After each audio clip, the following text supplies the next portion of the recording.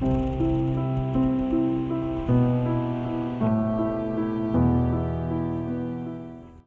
Rack here, and I hope everyone's having a wonderful day. Today I'll just be briefly highlighting for you 4 things there is to love about the watch and 4 things there is to hate about the watch. That is the Galaxy Watch 4. So let's start off with 4 things to love. Number 1, the body composition feature. It's the reason this watch stands out compared to all other smart watches. We've got the body composition. As you can see, it shows you your body fat and your skeletal muscle mass. Other features when you dive deeper would be your weight, your other masses, your BMI, etc. So that's pretty good.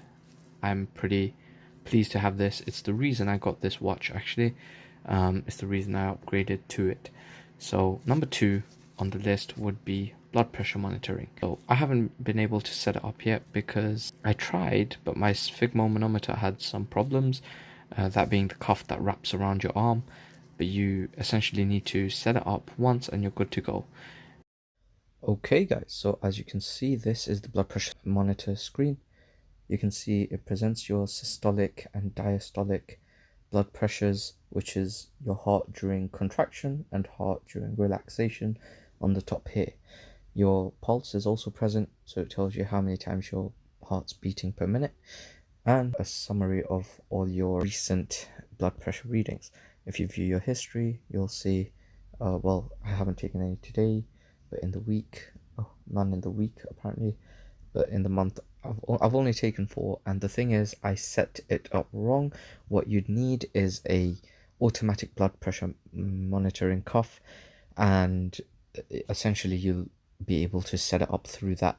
You use what's called a sphygmomanometer just once. It would always be able to measure your blood pressure from there.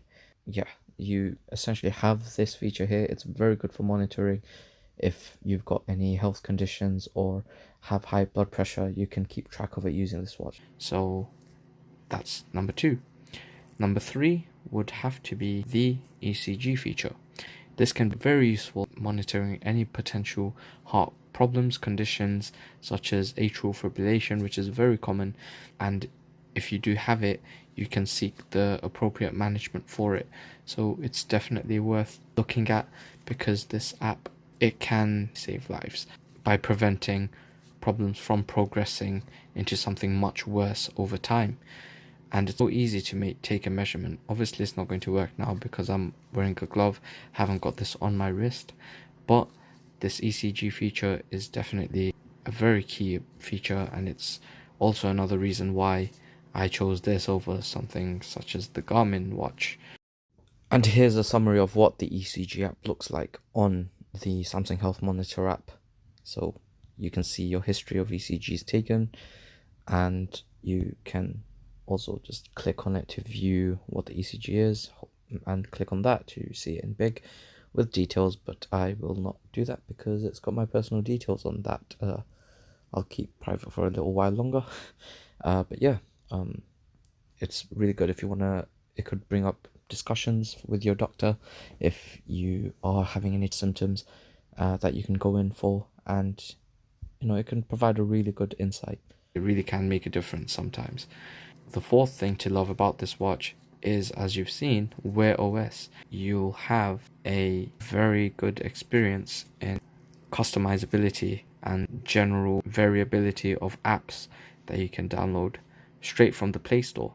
We've moved off of Tizen OS, which means this is a new implementation where Samsung and Google have collaborated, worked together, and hopefully we'll get some more fruits of it in the near future, because the possibilities are endless now that we have loads of different features. We've got Google Pay and Google Assistant real soon, I hope. So a lot to look forward to here.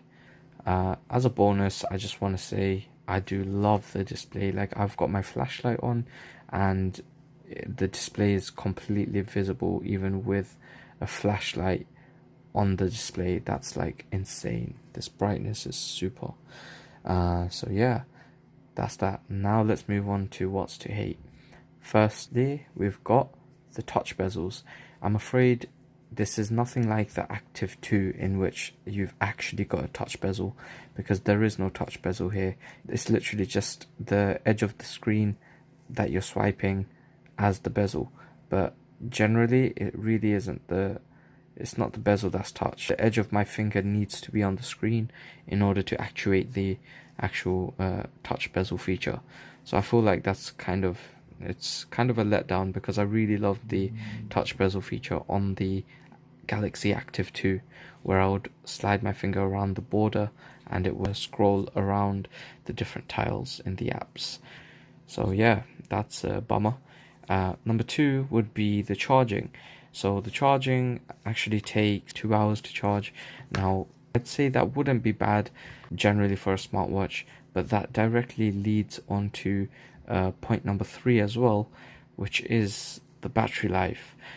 So you've heard the rumors, you've heard the stories that the battery life really isn't great on this watch. Now, upon my testing, you may have seen in my other videos, that really is the case. The battery is just not adequate in its stock settings. I'm currently doing a test wherein I will see how the battery is with some settings turned off. So I'll update you guys on that soon. But in the meantime, yes, the battery isn't up to scratch. Now, because the battery is not up to scratch, I would expect the charging to be a bit faster to compensate.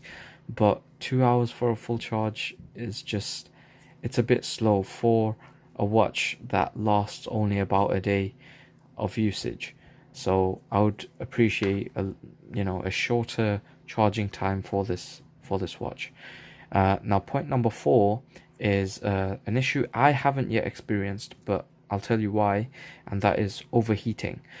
Some people have reported overheating, that is when they're on runs, streaming music, or with the GPS on. I can see how this would be a problem, and this definitely is the case with the watch overheating to the point where people lose their workout data and the watch is required to switch off.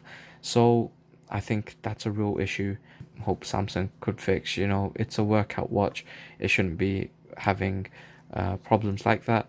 I personally don't stream music when I run, so I wouldn't have that issue, but I know how easily other people can get that issue arising. So yeah, that's the top 4 things to love and 4 things to hate for me in the Samsung Galaxy Watch. I hope this has been helpful and helped influence your decision on whether to buy or not to buy this watch. If you have any questions, let me know. In the meantime, I'm Rack signing out. Thank you very much for watching.